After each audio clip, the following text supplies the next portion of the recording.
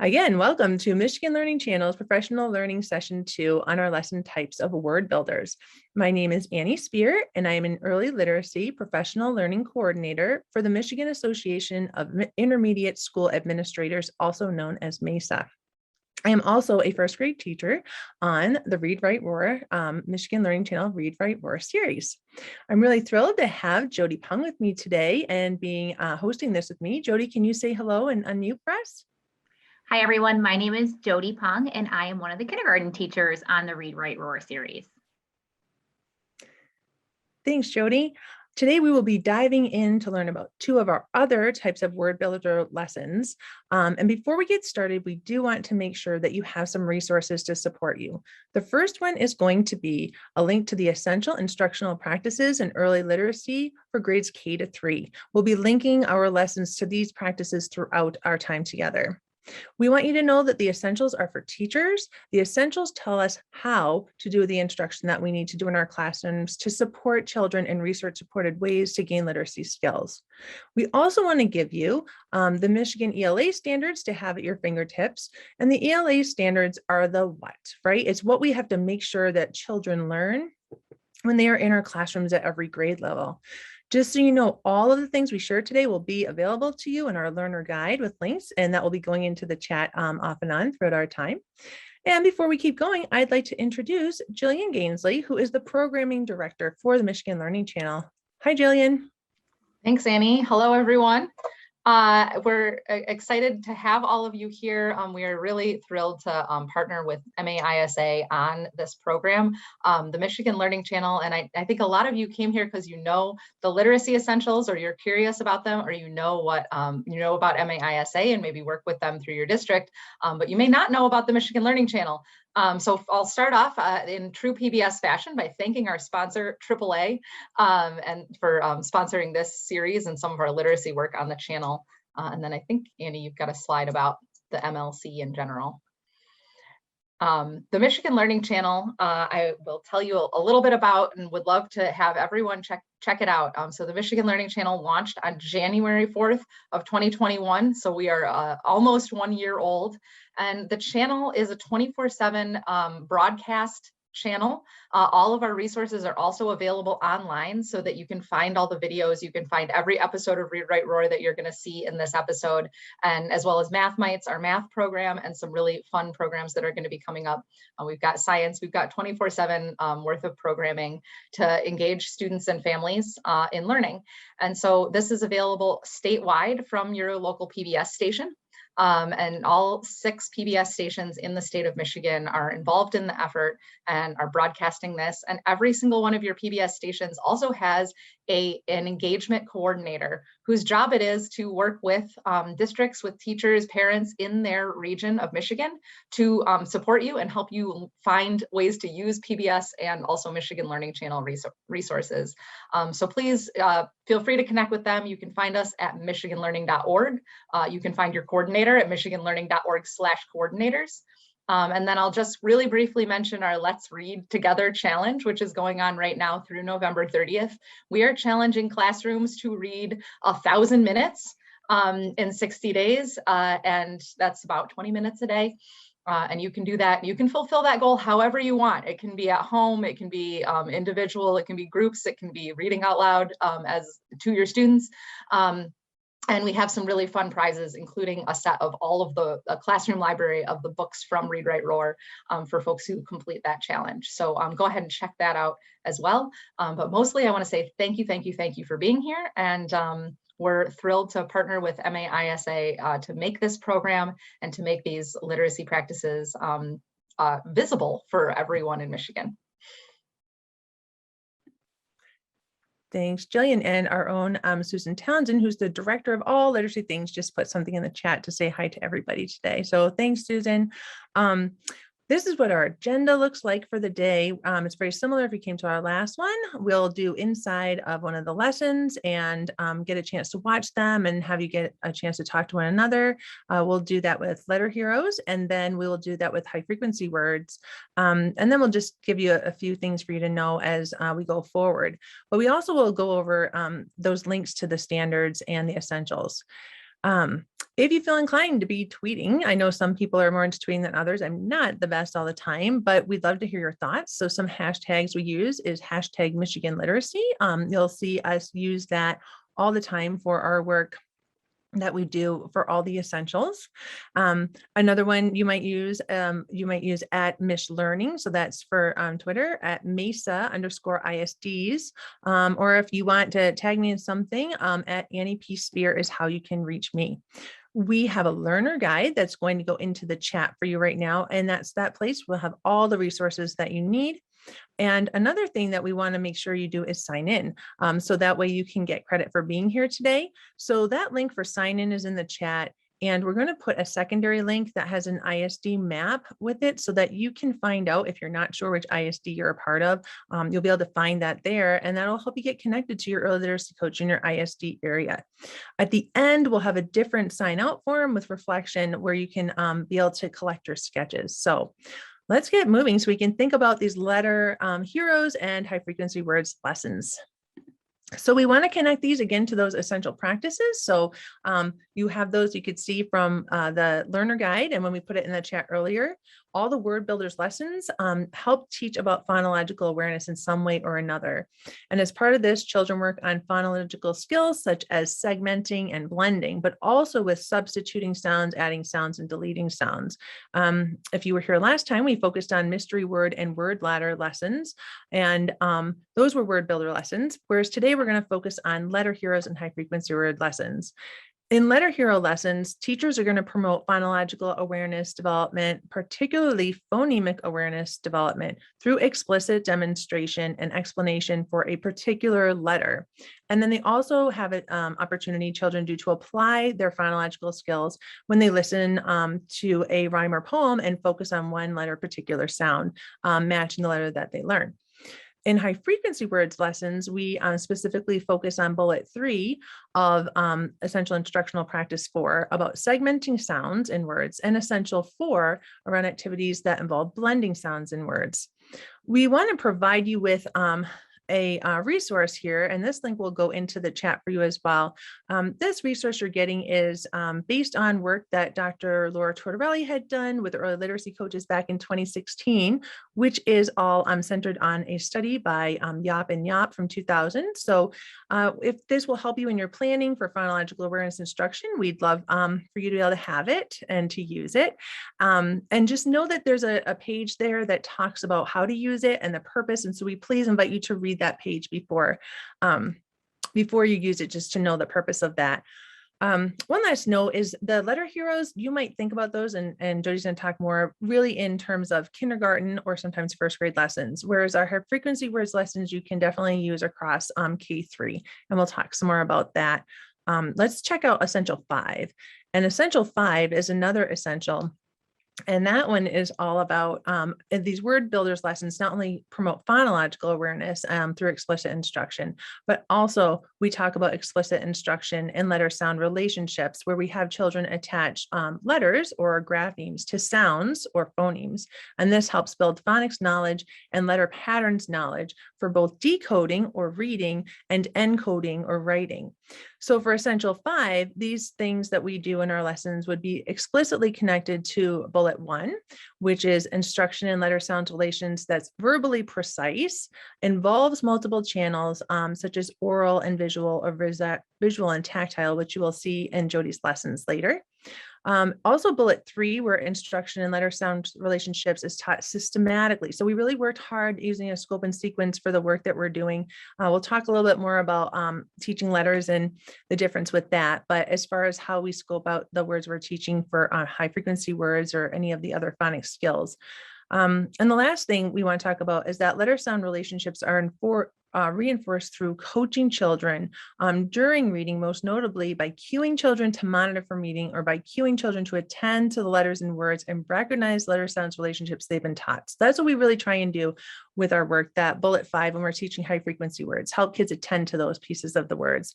And as you know, in a broadcast, we don't have children in front of us, but we kind of coach them from afar to help them attend to letters and words and to recognize these letter sounds relationships with lessons we've taught before, once they typically would have been taught at this point in the school year. So The other last piece we want to talk about is essential one, which we don't have a particular slide for, but essential one is all about fostering engagement and motivation.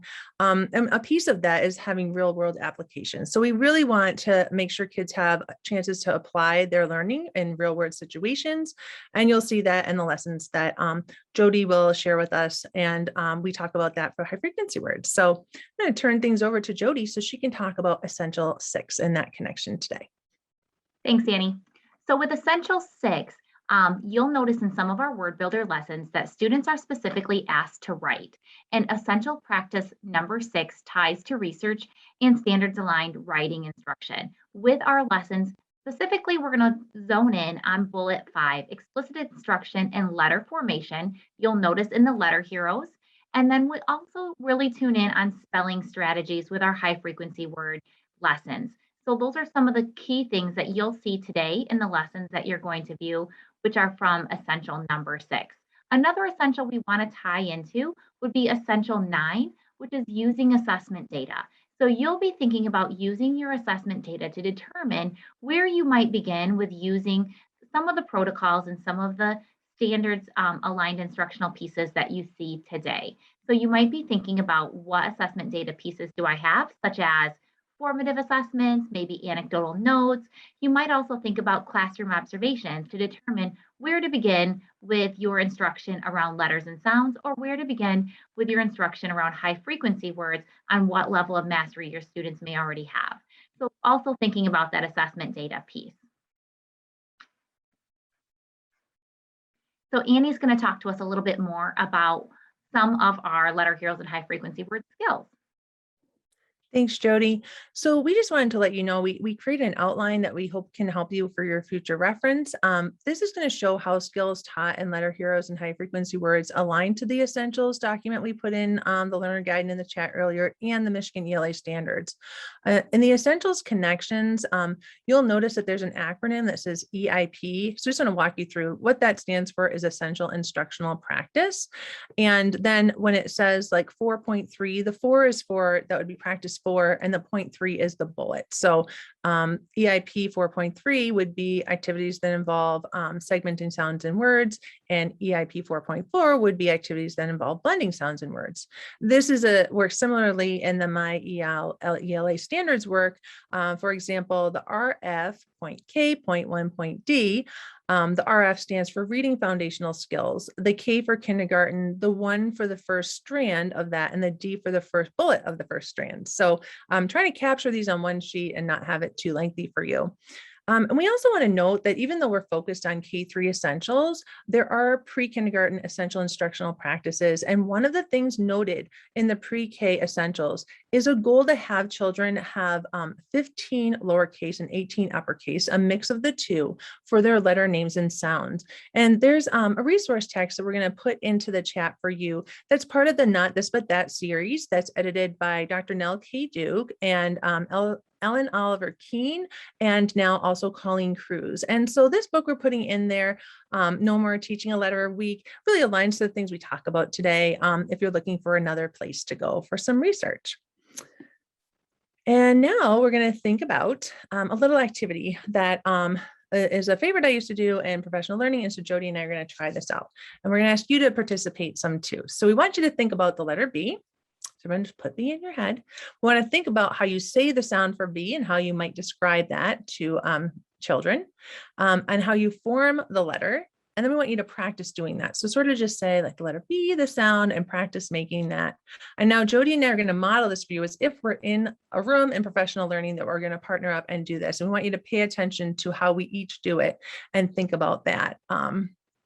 For later. And there is a question in the chat about a link to watch this. Yes, Olivia at Michigan Learning Channel will send out everything to you in an email so that you will have access to the recording as well. So not to worry if you had to come in a bit late. Okay, so Jody, do you want to show us about letter B? Sure. If I was going to be teaching the letter B to a group of students, I would begin like this. This is the letter B. It makes the sound B. Then I would also think about showing them how to draw the letter or how to write the letter. And I would look like this. To make an uppercase B, I start at the top. I make a big line down, jump back up to the top with a small curve to the middle and a small curve to the bottom. That's how I would make an uppercase B. To make a lowercase b, it would look like this. Again, start at the top with a big line down. This time jump to the middle with a small curve around. That's how I make a lowercase b. Both uppercase B and lowercase b are tall letters. Annie, how would you teach that? Thanks, Jody. So you might see someone teach it like this and say, okay, today we're going to learn the letter B. Here's how we say the sound for B. We would say B, and I'm going to clip that sound.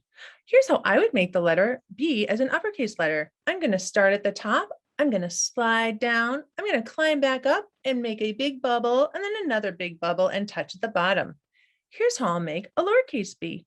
I'm going to start at the top. I'm going to slide down, climb up to the middle and do a bubble around and touch at the bottom. That's how you make an uppercase and a lowercase b.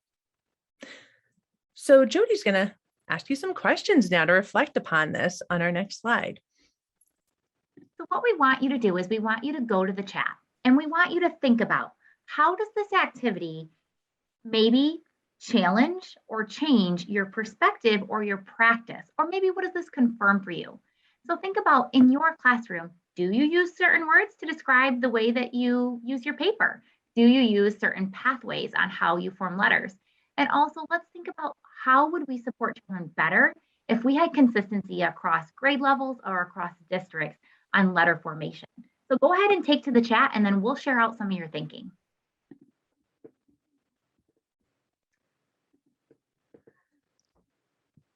Thanks. We appreciate you being vulnerable to share this. Shelly's saying they already use consistent language. Cheers for you, Shelly, and everyone in your districts. Yay. Don't say bah. Bah. Lots of confirms. Yeah. Right. Okay. And so, yeah, some people are putting in about the different verbal pathways. Like, I think the big idea is, so as far as the kinds of paper, there's a few research supported ones that you can use. Like Writing Without Tears, for example, is one. But the pathways piece, it really just matters. Everyone says the same pathway, right? So if there's one your school is using, then just try and keep that consistent. Okay. So whole school is using the same thing. We're seeing a lot of information about the consistencies, the common language, house paper from Orton Gillingham. Jillian's even showing she's learning, her kids are teaching to each other at home. So they're learning this at school. So that's good. That's a good sign, Jillian. Yay.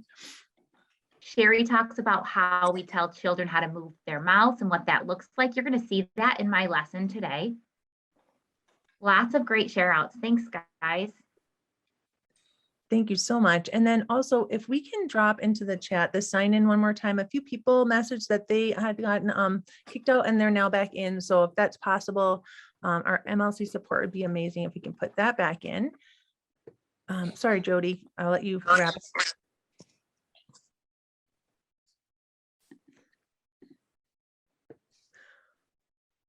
Okay, so we'll think then about the enhanced alphabet knowledge protocol. And one thing we didn't get to mention, were you going to talk about, Jody, the letter formations and repetitions of letters?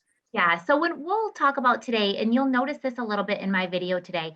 So what really matters most for students is that they are getting some explicit instruction around letter formation. And we want to make sure that students are getting opportunity to practice, but that opportunity really has a sweet spot, and that's 5 to 8 repetitions. If we students practice more than 8 times, we often will start to see that their skill level doesn't increase, that we start to see mistakes and we start to see fatigue with students. So 5 to 8 repetitions of those letters really is a sweet spot for our students. And Annie's going to talk to us a little bit more about the enhanced alphabet knowledge instruction, and then we'll get a chance to dig into that a little deeper with my lesson. Thanks, Jody.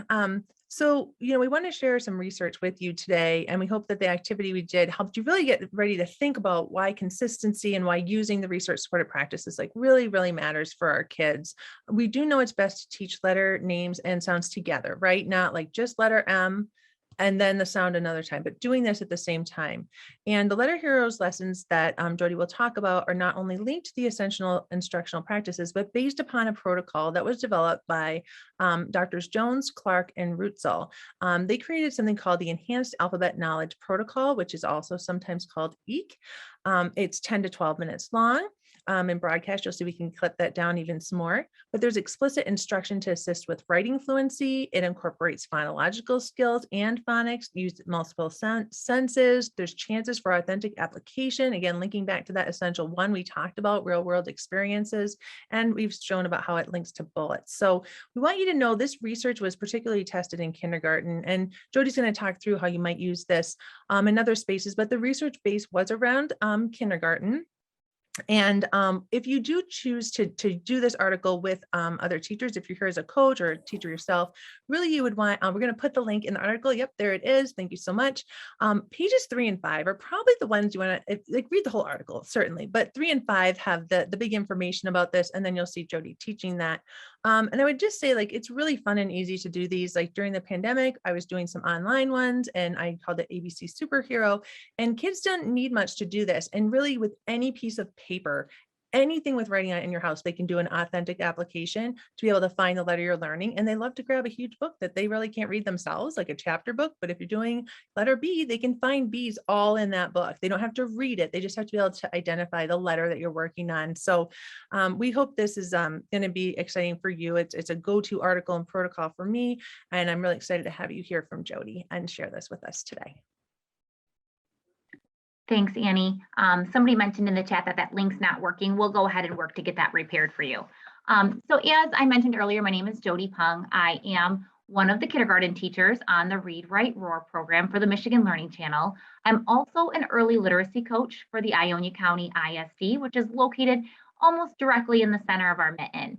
I've worked as an early literacy coach now for 4 years, but prior to coming to the ISD and working as a literacy coach, I spent a lot of time, 10 years, living and breathing in the K-2 world, teaching kindergarten, first grade, DK, and that's really where my heart lies, is working with those younger students. So being a kindergarten teacher with the Michigan Learning Channel really has been a great blessing for me.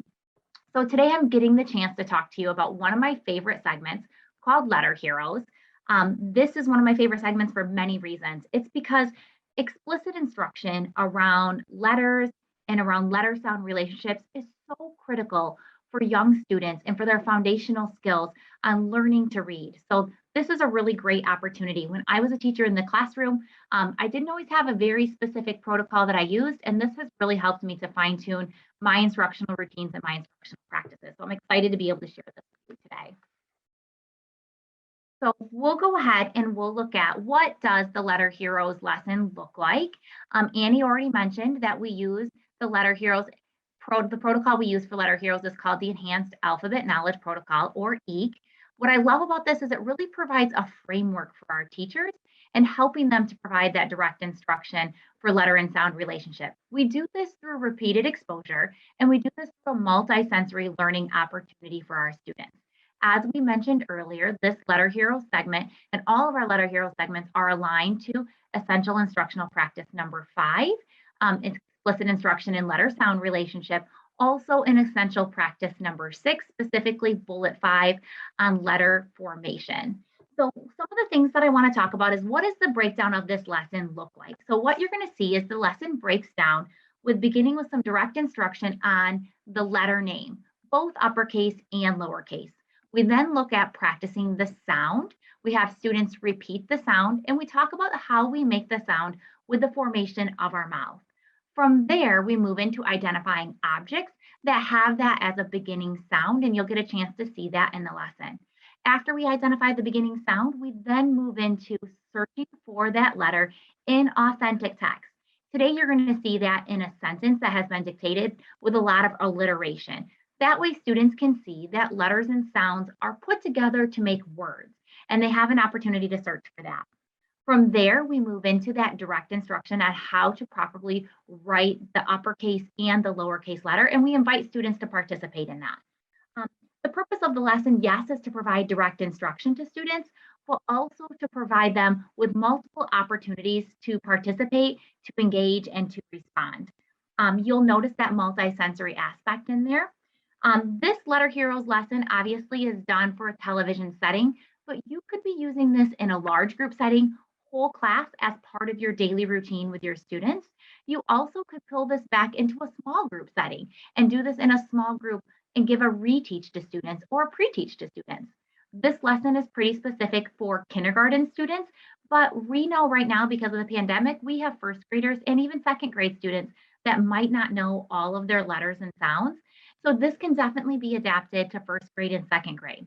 You'll notice with this protocol today, I'm using it to teach a specific letter, the letter C, but you could use this also to teach digraphs or diphthongs or other letter sound spelling combinations that would be following the protocol in just a slightly different way. There hasn't been research done specifically at other grade levels, but this is a research-based practice that could be applied in other ways.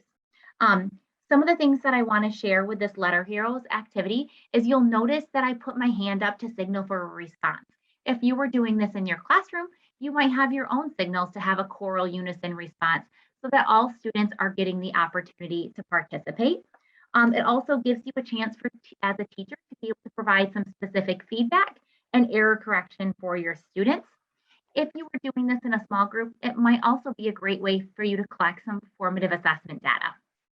So we'll talk a little bit about what are some of the materials that you might need to be able to apply this type of lesson with your students. As a teacher, you're going to maybe need a whiteboard or chart paper, markers or highlighters, letter cards, a sentence strip or a sentence with some letter alliteration in there. And then I like to use objects that begin with that letter sound so that that creates another level of engagement and excitement for students. The only materials that your students need is simply something to write on and something to write with, and you have flexibility with that. So again, this is aligning to essential practice number 5 and also essential practice number 6. So we'll move on and we'll get a chance to dig in to see what does this look like. Again, this is for a kindergarten lesson. You'll see the EEC protocol used with the letter C.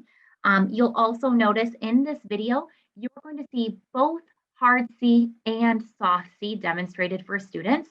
When we teach vowels, we do both vowel sounds as well, the short and the long sound. You'll see that I state the name, uppercase and lowercase. And you'll also notice some pretty specific language that I use and the importance of that directionality with students. 2 of those key elements again would be direct instruction and then also active participation. So you're going to see ways that I encourage students to actively participate even in a television program. Again, this could be used in the classroom. This could be used in large group or small group. These read, write, roar lessons, I think, are a great way to get students to engage. You'll notice those hand signals, and you'll also notice that wait time that we give students. By doing that and allowing that wait time, that gives all students equal access and opportunity to access the learning and the information. So as I've continued to use this EEC protocol as a literacy coach and as a kindergarten teacher, it really has helped me to add more specific engagement for my students. And it's also helped me really to build my knowledge and to help me improve my instruction and my daily routines. You'll notice as we get ready to see this, we're going to drop into the chat a reflection form. You're going to make a copy of that reflection form, and that's just a way for you to be able to take some notes as we're watching the video. And then when we're done, we'll have a chance to kind of share and collaborate together. So we'll get ready to see the video on what it looks like for Letter Heroes with the Read, Write, Roar television show. It's time for our letter of the day. Are you ready to be letter heroes? Let's get started. Our letter today is the letter C. Can you say C? Great. This is an uppercase C. This is a lowercase c. Notice how uppercase C and lowercase c, they look similar. Their sizes are different. This is how you make an uppercase C. You start at the top with a big curve around. A lowercase c looks like this. You start in the middle with a small curve around. Let's say it together. Uppercase C, lowercase c. One more time. uppercase C, lowercase c. Great job! There's something special about the letter C. The letter C makes two sounds. The first sound that the letter C makes is k. That is hard C. Hard C makes the sound k, like in cat. Can you say cat? The word cup also makes the hard C sound at the beginning. Can you say cup? Great job! Both cat and cup start with the k sound. Notice my mouth when I make that sound. My teeth open up and I make the sound k. Great job! The second sound that C makes is the soft C sound. The soft C sounds like this. S. Can you make that sound? S. Like in the word celery. Can you say celery? Awesome. Another food that starts with the soft C sound is cereal. Can you say cereal? Did you hear the S sound at the beginning of celery and cereal? Notice what my mouth does when I make that sound. My teeth stay together and I make the sound S. It sounds a little bit like a snake. Soft C says S and hard C says K. Great job! Now it's time to search for the letter C in our sentence today. Here's our sentence. It says, clouds can look like clumps of cotton candy. Did you hear the K sound or the S sound? Let's go searching. If you see me point to a letter C, tell me to stop.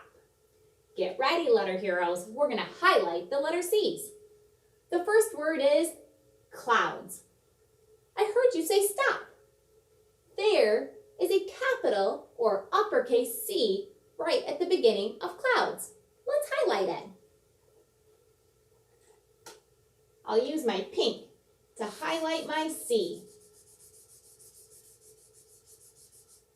Let's keep searching. The next word is can. I heard the sound again. There's hard C right at the beginning of can. Let's highlight it.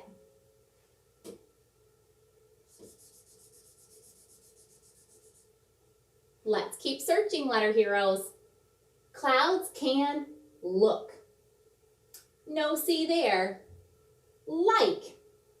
No C there. Let's keep searching. Clumps. I heard you say stop. You found another letter C. At the beginning of clumps, there's a lowercase c. Let's highlight it.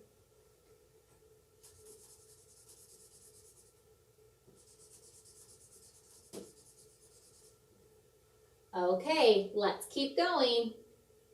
Of. No C there. Cotton. Another C. Great job, friends. Let's highlight this lowercase c. Last word. Keep searching. Candy. I heard the k sound at the beginning of candy. There's another C. Let's highlight it.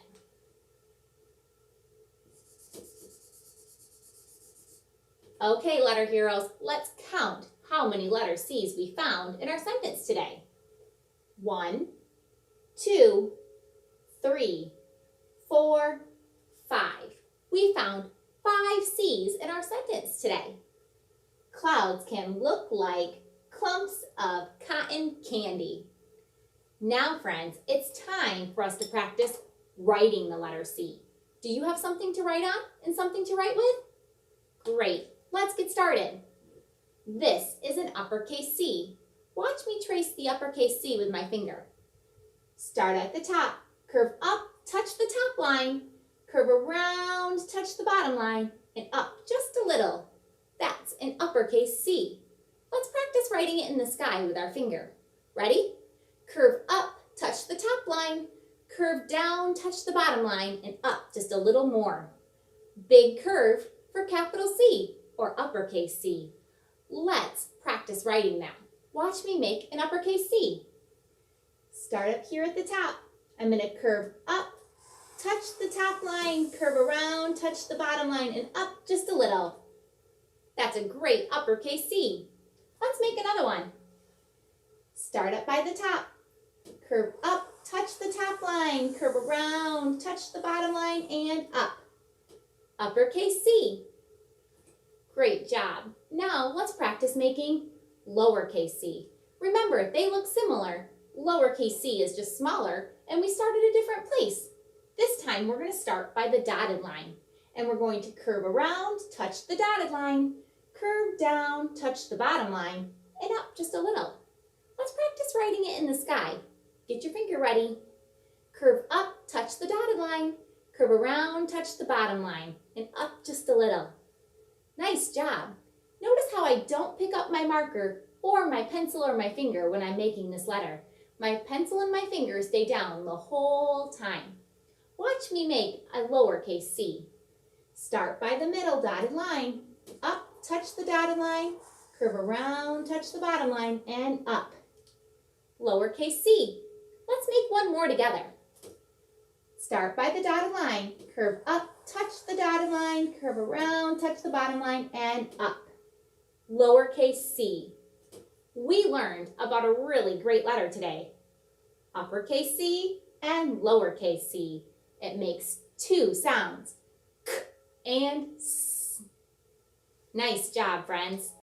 All right, so you guys had a chance to see the entire video. So what we're going to do next is we're going to put you into breakout rooms for about 5 minutes. While you're in your breakout rooms, we want you to think about some of the questions that are posed here on the screen. How do you see this connected to your instruction? Maybe what opportunities do you see? What questions do you have? You can focus on one question, but we want to make sure everybody in your group has the opportunity to participate.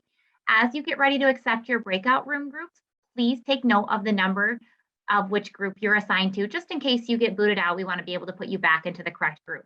Try to remember to stay in your group. We'll give you a 1-minute countdown or a 1-minute warning, and then it will automatically bring you back to the large group. When we get back, we'll have just a time for just a few share outs.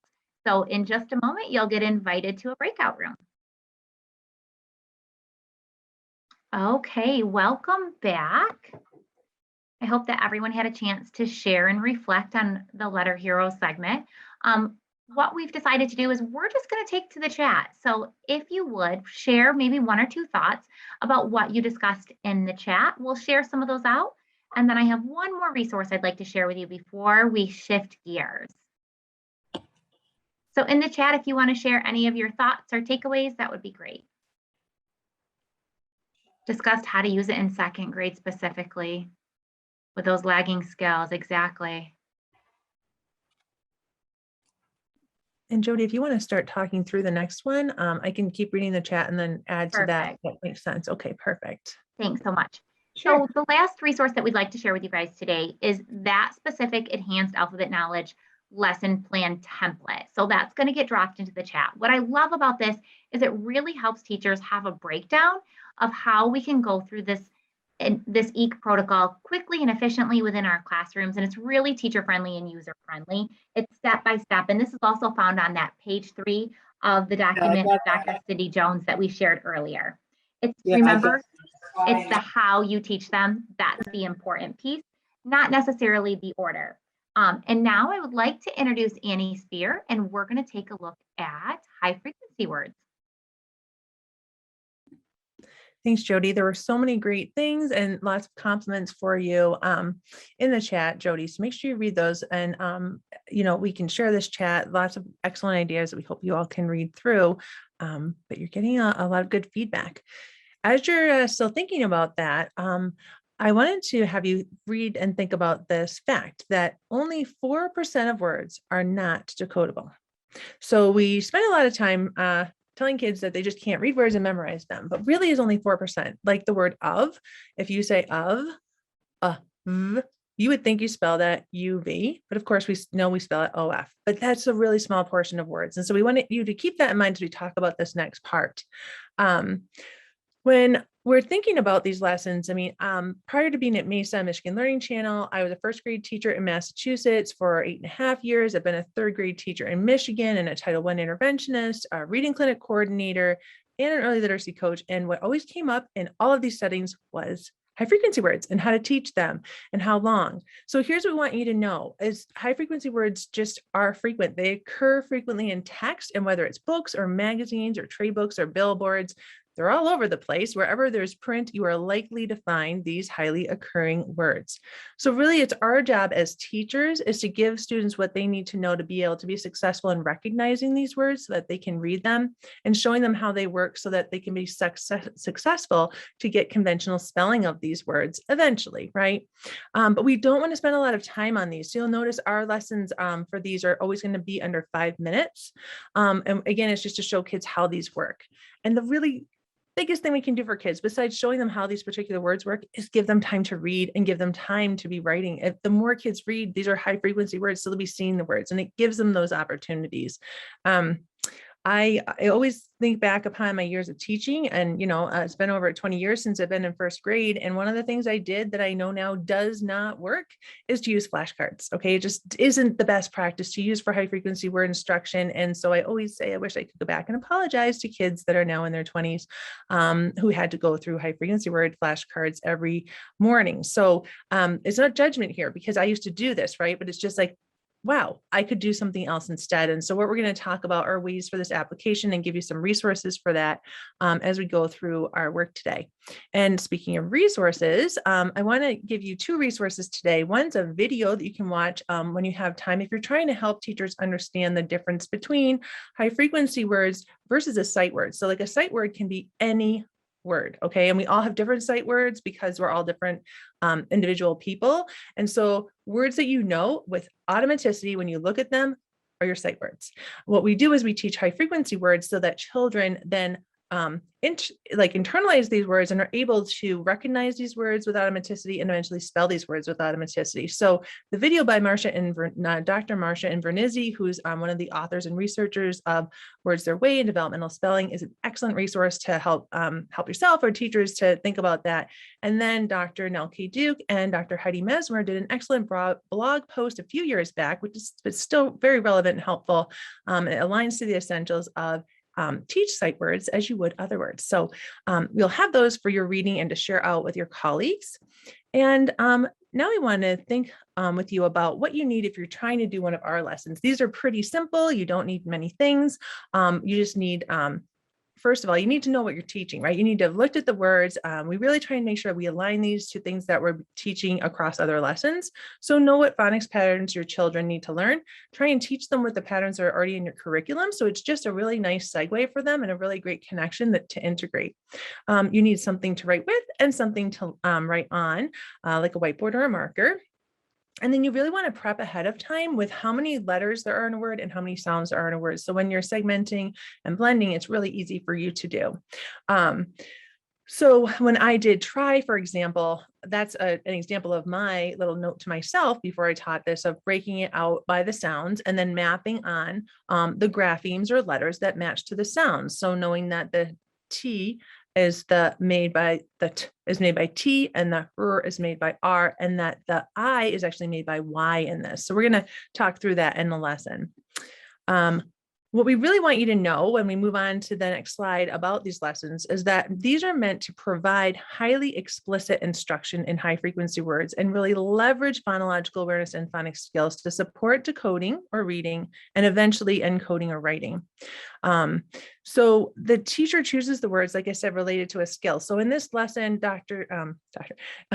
Miss Rogers had just taught a lesson with R blend words. So she had done TR and GR blend words. So when I did high frequency words, I specifically chose try and great so I could follow up and connect back to what she just did.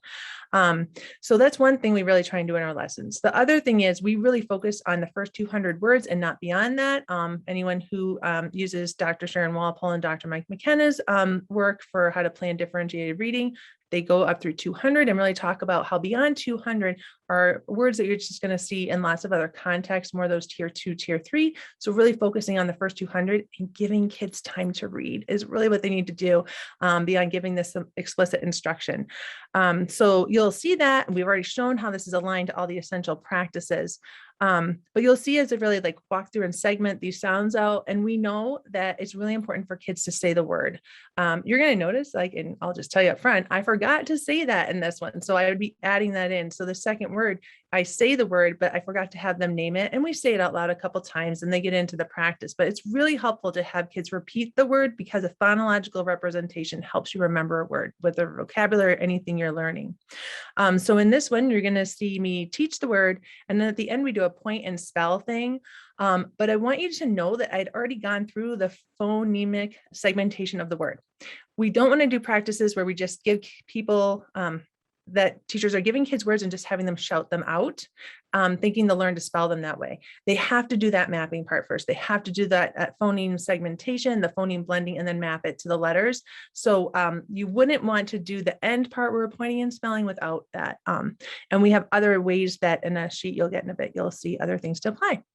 So here we go. We're going to watch our lesson. And again, we'll put a reflection form in the chat for you so you can think about that. And we'll have to take to the chat again to be able to share out your thoughts with how you think these went. So here we go. High frequency word lesson. Hello there, learners. It's Mrs. Spear again. I'm really excited because today we are going to be word builders. We are going to be learning about high frequency words. High frequency words are words that you're going to see a lot when you're reading, and you're going to be able to use them when you're writing. So you need to know how to be able to recognize them in reading and know how to spell them when you're writing. Today, we are going to learn 2 new words. The first word we're going to learn is the word try. Can you say try? Great. I feel proud when I try my best. Here's how the word try works. Try has 3 sounds. T, r, I, try. Try also has 3 letters. So here are the letters that go with those sounds. The first sound in try, t, is spelled with letter T. I'm going to do a straight line down and a small straight line across. The second sound in try is r, with letter R. And the third sound is I, which is spelled with the letter Y. T-R-Y spells try. There are 5 letters though. Me? T-R-Y, try. Wonderful job. I'm going to ask you to spell it with me now. You can either skywrite it in the air or write it on a piece of scrap paper. Here we go. Let's write try. T-R-Y, try. Well done, learners. The next word that you want to know, because it's a high frequency word, is the word great. When we have a clear sky, it's a great night to be able to go and look at the stars. Great. Here we go. There are 4 sounds. G, r, a, t. Great. There are 5 letters though. So here's how great works. The G is with letter, you got it, letter G. The R is with letter R. The A sound in great is actually spelled with 2 letters, E and A. It's not what you would expect. And the last sound we hear in great is letter T. Did you help me with that where you are? Thanks. G-R-E-A-T spells great. Now you spell it with me, skywriting or on your scrap paper. Here we go. Great. G-R-E-A-T.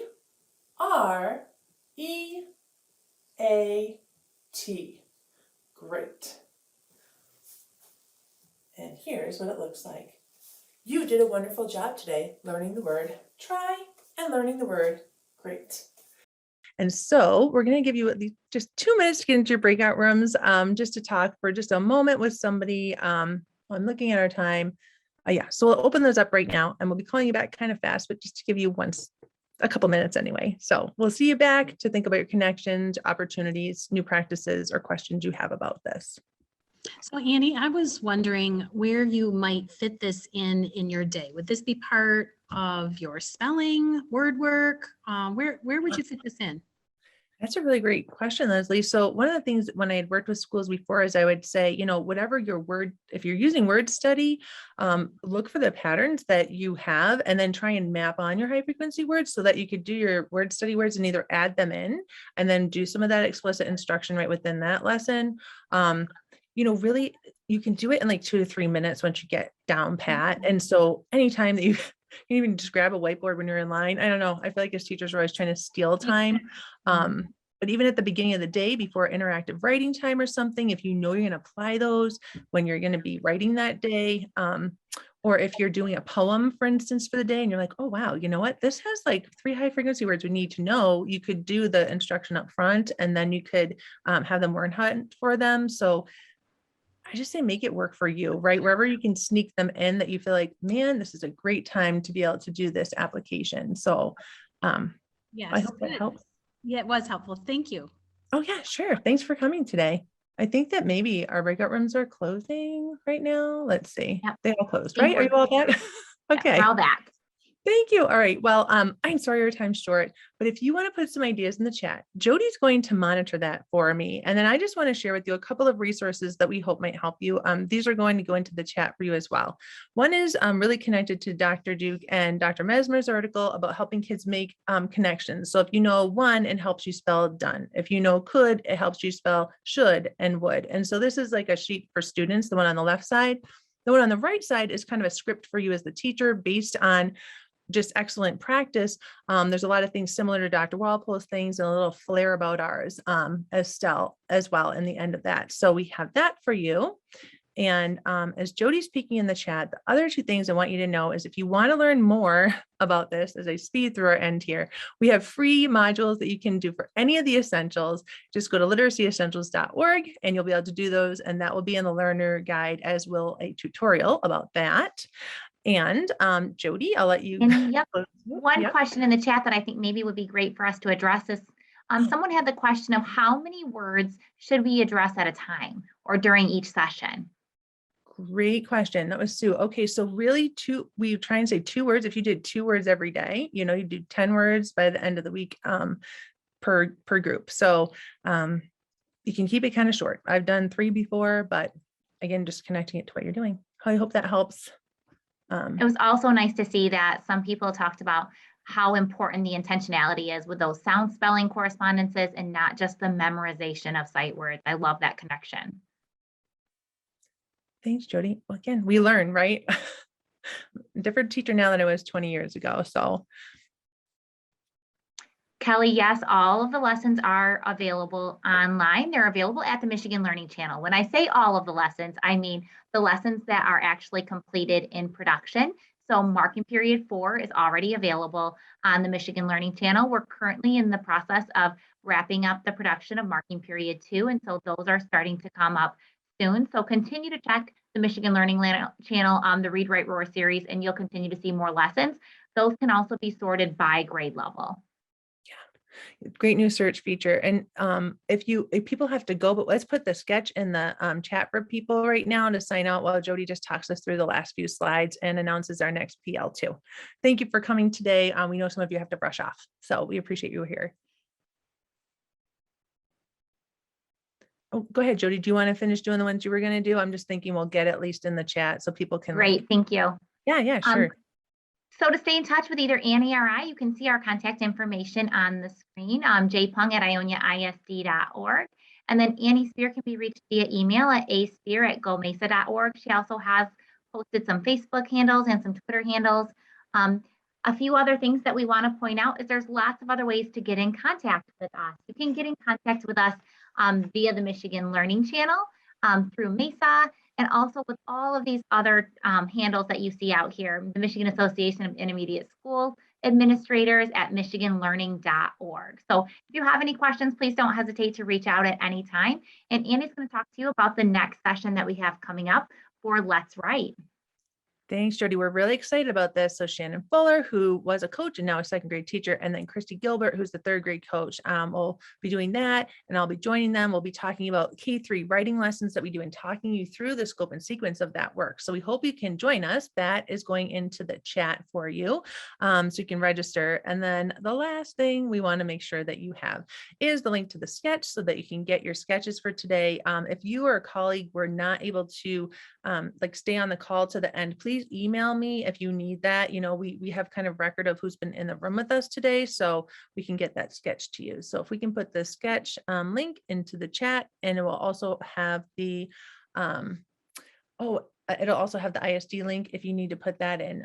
So Barbara, your question about the videos. So the ones we showed today are not available yet because you guys got the sneak peek. These come out November 15th, but they're coming. They're coming so soon.